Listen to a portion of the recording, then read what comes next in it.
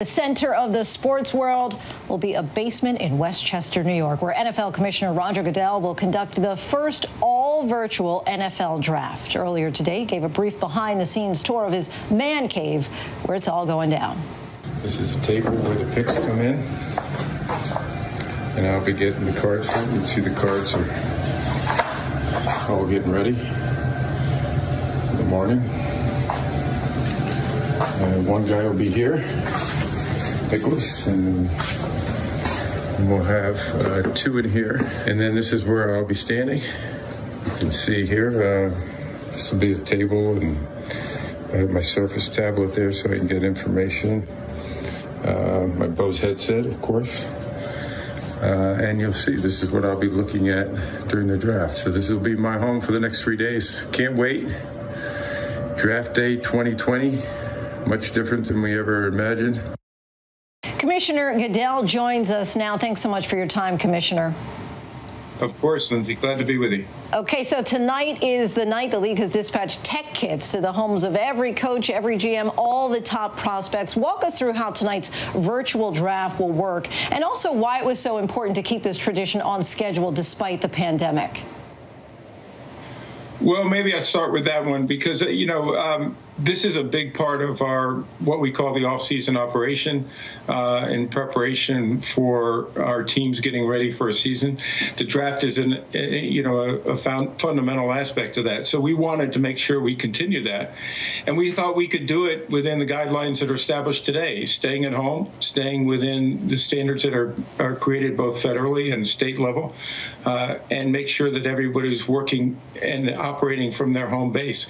And I think that's where the technological change and challenge comes, because what we have to do now is obviously use that technology. I think we have over 200 remotes that fans will see tonight on the broadcast, and that is challenging and it's complicated, and I'm sure some things will not go as planned, but that's also part of the draft. It's a live event. We expect that it's also going to be one as important as it is to the league. I think it's also important to the fans, and I think it's important to where we are right now, because we all need something to convene. We need something to look forward to and to bring us together with optimism and hope, and that's what the draft really is, hope. And you're in your basement. The players are in their living rooms with their families. As you say, the NFL is basically known for bringing people together. It's this very hopeful night. Do you anticipate more of the same tonight in really a more intimate way?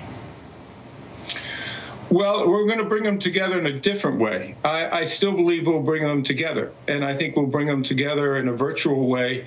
But I think we'll be able to demonstrate we can do it in a fun way also. We expect a lot of surprises tonight, a lot of ways of using technology to give us that opportunity to engage with our fans directly, as an example, to engage with the prospects and engage with all of our personnel across the league. That's part of the draft. That's what makes it special, and I think we'll be able to do that. We're just not going to do it with a live audience, and that's part of how we're all operating right now. And I think the fact that the NFL and our clubs can adjust to that and continue to put on an event like this is really good for all of us. And looking post-draft for a minute, there's a saying, man plans, God laughs. Of course, things are changing at a rapid pace. But at this point, is your plan that there will be an NFL season this year? And if so, any precautions being taken in advance for the safety of the players and the fans? Well, yes, our plan is to play. We are focused on that. We are obviously continuing with our off season, but we're also modifying that off season, Lindsay. As you look, we've already modified our draft. As you can see, it's no longer a live event, and it's being done again at home in a safe environment. But we've also modified our off-season training and our off-season work. And so that is going to be done remotely also.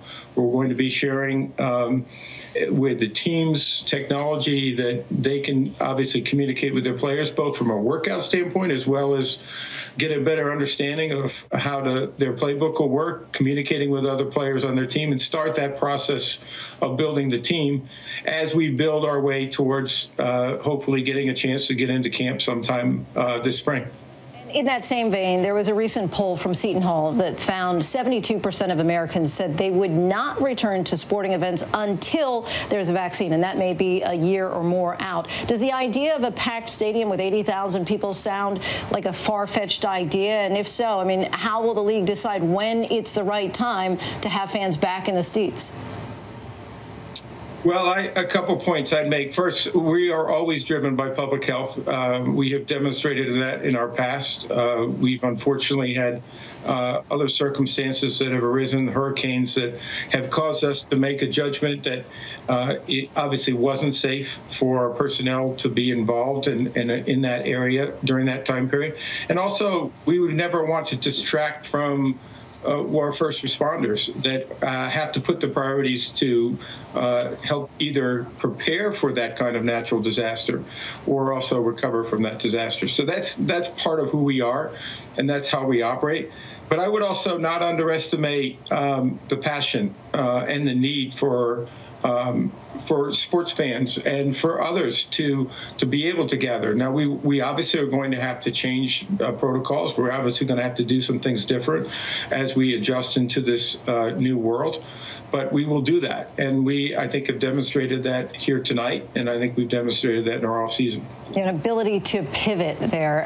But, you know, so often players don't get a lot of media attention for the good things that they do. So we do want to give a nod to the announcement this week that the Players Coalition and the NFL are giving a $3 million donation to help communities of color fight COVID-19. Tell us about the Draft-a-thon and also what else the NFL is doing to try to tackle this in the hardest hit communities. Well, we really are proud of what our Players Coalition and the NFL have done together. We think that the funding that we did earlier this week is responsive to real needs in our communities, particularly communities of color. And I give the Players Coalition a great deal of credit for identifying a lot of those important organizations in those communities. But as you point out, there's also a bigger picture here, too, in the sense of the Draft-a-thon, which is going to benefit 6 national organizations. It is going already over $80 million before we even start the draft. And we believe that's just from our NFL family, that when our fans get the opportunity to participate, those that can, I think they're going to see a great deal of enthusiasm to say, not only am I enjoying a great event, not only am I enjoying the opportunity to be able to get together with people, I can also make a difference in our communities by giving. And also, for all of us to be able to pay tribute, which we will do over the next few days, to the healthcare workers, I just can't think of anything more important, because they've been out there in the front lines. The first responders, our military, those folks are the ones that have been doing all the hard work, as well as the everyday folks who are just making sure their groceries in the grocery store and getting them there and making sure all of our lives continue with some sense of normalcy. And that's what we're hoping to do a little bit tonight.